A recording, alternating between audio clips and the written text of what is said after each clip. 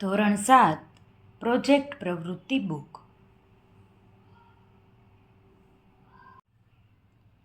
પાના number 34 project પ્રવૃત્તિ 13 મેં બનના ચાહતા હું.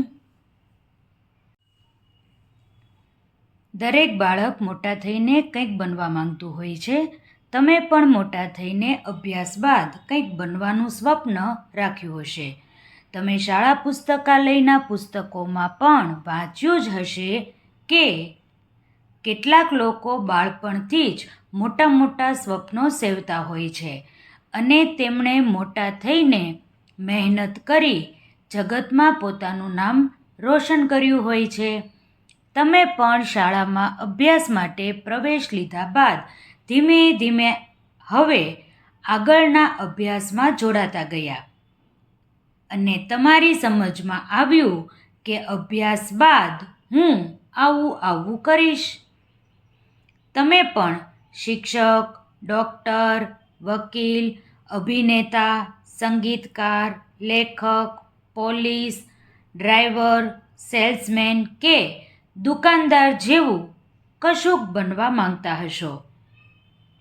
અહીં તમે મોટા થઈને જે બનવા માંગો છો, શા માટે, કઈ રીતે બનશો અને પછી લોકો માટે શું શું કરશો જેવી બાબતો હિન્દીમાં અહીં નોંધો. मैं एक नर्स बनना चाहती हूँ. परिचय. हम में से अधिकतर लोग सिर्फ एक इंजेक्शन से डरते हैं, लेकिन आपने कभी सोचा है कि अगर हम सभी एक तरह से व्यवहार करेंगे तो हमारा इलाज कौन करेगा? कौन हमें दवाइयाँ देगा और कौन हमारे घावों की देखभाल करेगा? वास्तव में यह एक नर्स ही है जो हमारे अस्पताल में होने पर हमारे लिए सब कुछ करती है.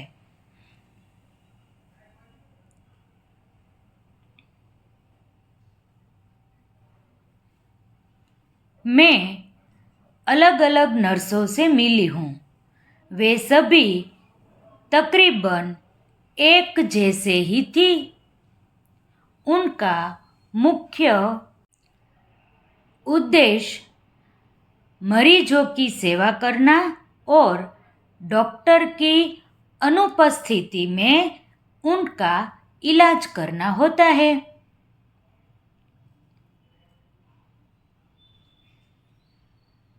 પછી એવું કહ્યું છે, તમે જે બનવા માંગો છો એ બનશો કઈ રીતે તેની માટે લખીએ. मुझे नर्स बनने के लिए खूब पढ़ाई करनी पड़ेगी. मुझे सबसे पहले बहादुर बनना पड़ेगा. अभी से पढ़ाई में मेहनत करूँगी.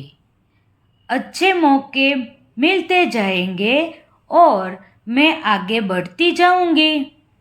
एक दिन मैं नर्स बन ही जाऊँगी. પછી આપણને એવું પૂછ્યું છે કે તમે જે બનવા માંગો છો એ બન્યા પછી લોકો માટે તમે શું શું કરશો તેની માટે લખીએ. नर्स बनने के बाद मैं जब नर्स बन जाऊंगी तब मैं लोगों की सेवा करूंगी, दूसरों की मदद करूंगी. जब कोई स्वस्थ ना हो तब उसे किसी की आवश्यकता होती है और यह सबसे बेहतर तरीका है दूसरों की मदद करना.